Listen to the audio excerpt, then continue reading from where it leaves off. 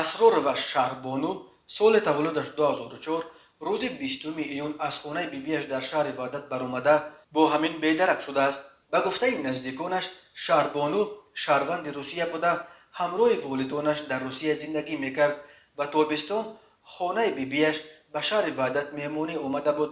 جستجوی شهربانو توسط مقامات میلیسیا تا حال نتیجه نداده است. حالا نزدیکان جگرخون شده شهربانو از مردم خواهش دارند که در جستجوی جگربندش به آنها دست یاری دراز کنند.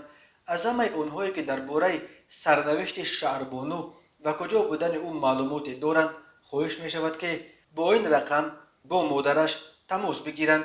919 10 40 01. والدان دلخون از خود شهربانو هم اگر این سطرها را میخواند التجا دارند که هر کجایی که باشد از خود درک دهد و عزیزانش را از این بیشتر دلافگار نکند.